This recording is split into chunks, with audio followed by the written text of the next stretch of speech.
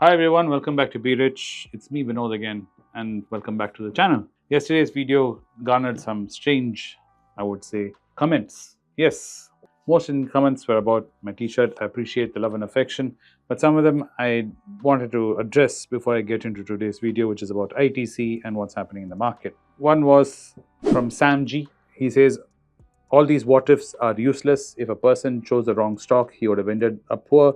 Do smart things in spreading your risks in investment. Don't put all your eggs in a single basket. And also the concept of living frugally to extent of suffering. Enjoy at a later year is also not the best solution. Remember Warren Buffett's advice, saving up sex for an old age doesn't make sense. Have a judicial approach to life. You can't get back your youth, otherwise I'm with you to avoid wasting money to show off. I agree.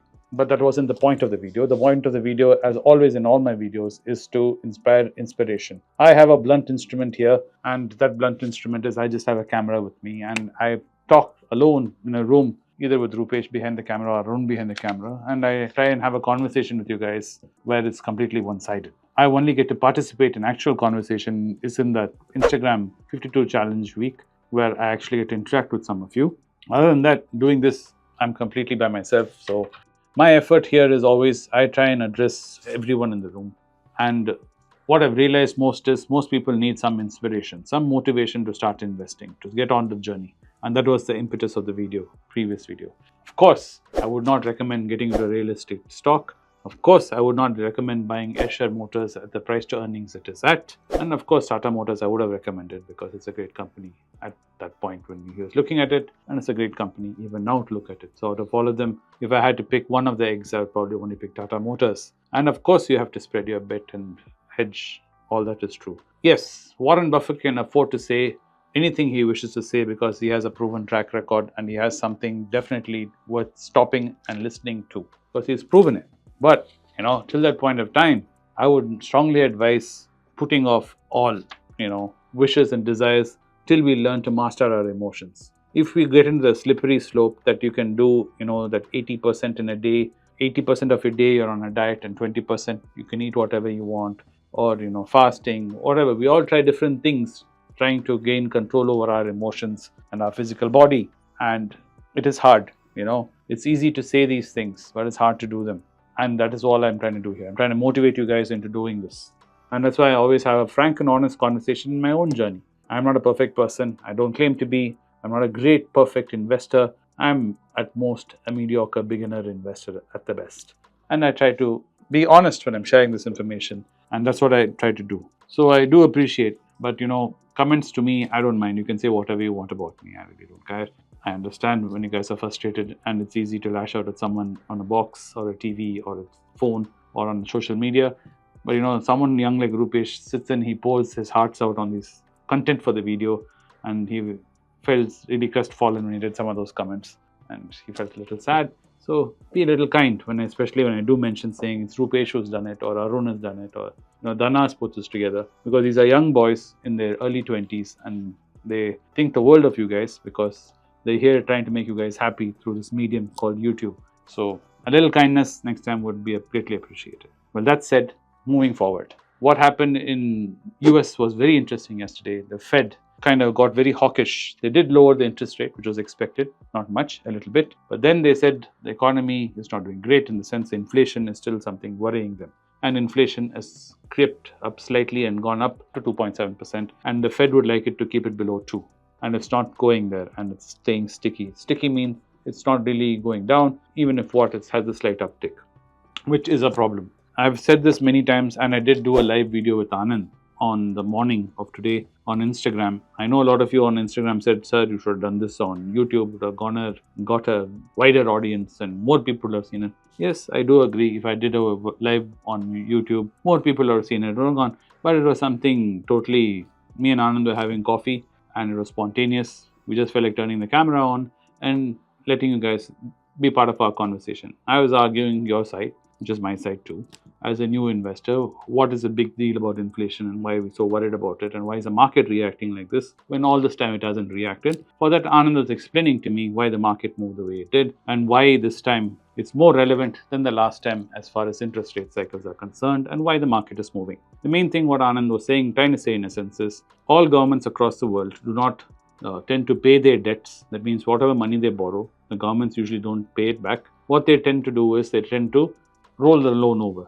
Many of you know this in gold loans. If you're taking a gold loan, you get it for a year. At the end of the year, you can pay that interest portion of the loan a little bit and they let you roll the major portion, the principal amount can be rolled over. This is what in essence was what Anand was saying. And he was saying when most of these short-term loans, bonds which were bought by the American government, these debt cycles were all held for a short term, hoping that at zero interest rate, that is, then they'll roll it over when the time expires. Unfortunately, what's happened is the interest rate cycles have not gone down and have not gone back down to zero, and they're sticking at where they are. So when the American government rolls these loans over, they'll be at a higher interest point, and that is going to be a more debt burden on the American government, and that's on everybody. So this concept is true throughout the world, and if you notice, that's another thing Anand was talking about in the video is it's not only US where inflation is sticky, UK inflation is sticky, Australia is in the middle of a housing crisis and their inflation is sticky, Japan, their bank has held interest rates, has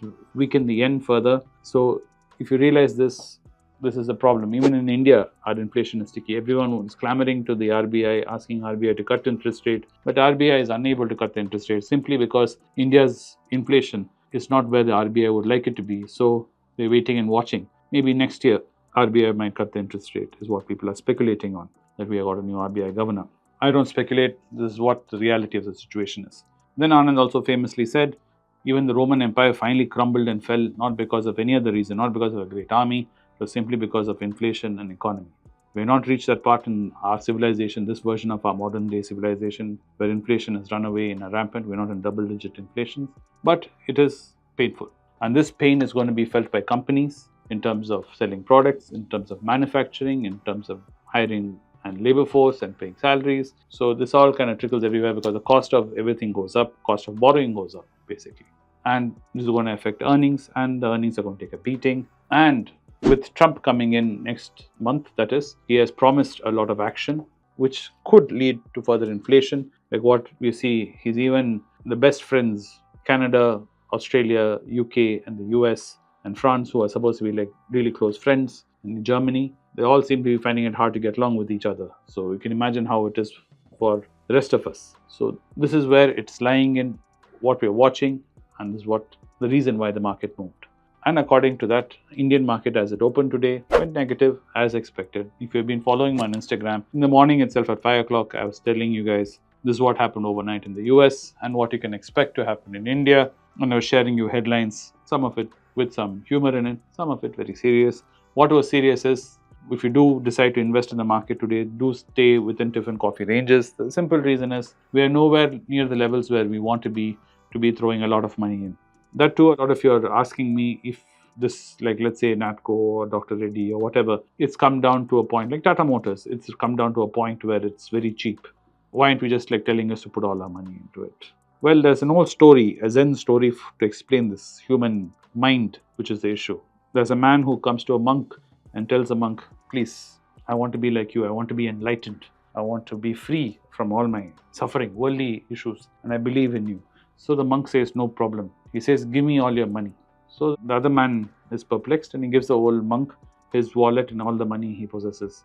The monk takes it, the old monk, and starts running away from this guy with all his money. This man immediately panics and chases the monk, hand and foot, and chasing him, screaming, thief, thief, thief. After a little while, the monk stops and puts the money down and says, you can take it. The old man is stunned and says, what happened? He says, you said you were ready to abandon everything and come and become enlightened. When I just took your money and ran for a little while, you panicked.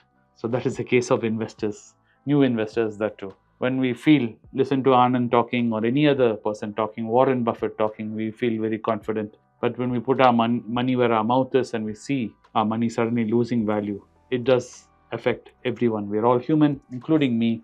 It bothers and affects me too. So that is why it is better to enter the market in slow, steady pace and get used to this, where you see your money fluctuating. Once you have got this hang of it and you get a sense of knowing what you're doing and you see money growing over a long period of time, then you'll be in a much better position to venture into other areas. But most of us being new to this, I would advise you to be very cautious and slow as you enter the market. So that broadly speaks about what's happening. So what does this mean when you talk about inflation and all this inflation cycle? So what this means is the world economy everywhere is in a lot of pain, and it's going to be in pain for some time. That means if you have been thinking of investing in broad economy, spreading your bets and all that, you may not see the returns you were used to seeing in the last 5-10 years because of the bull run we were under. So the index may not give you the kind of returns you were used to because the economy worldwide is struggling and it's under the weight of inflation and high interest rate. So what can we do? Well, the remedy to this is picking your stocks and your companies carefully and finding them pockets of value in this current market. Pockets of value are companies which are ignored by the market, like our Reddy's, like our Natcos, like ITC, and investing in these companies in a slow, steady pace. So, we find value in this market. And by finding value in this market, even in the American market, you will notice that your investments grows steadily. If not, you will not be losing too much of value because it's already at value price proposition. So this is the approach you should be taking in this kind of an environment. So anyway, I kind of rambled on a little bit about what happened yesterday in the US market and what happened today in the Indian market, and kind of took time to explain the fundamentals of it so you can understand for new investors especially. I did want to get into ITC. It seems I've run the clock on this. So next video, I'll talk about ITC and the demerger, what's happening, and if you should be investing. And if you've already been buying ITC, what you should be doing regarding that. Thanks for watching the video today. I hope you got some clarity with the American market and the Indian market and how you should invest, especially in this confusing and lopsided time we're living in. Thank you very much for watching the video, and I'll see you again tomorrow with ITC. Thank you. Hey guys, that my uncles Vinod Srinivasan, Anand Srinivasan and I have rolled out our Substack, which is basically a blog/newsletter where we're going to post our original research onto it, and we've analyzed macroeconomic trends. And a lot of you know my uncle Anand Srinivasan and I regularly write for The Hindu, and these articles are also going to be made available for you in the Substack. The link is moatinvesting.substack.com. You'll find it in the description and in the video right now. We hope you go check it out. We've put a lot of time and effort into it. And please give us comments and feedback on what you read. Thank you.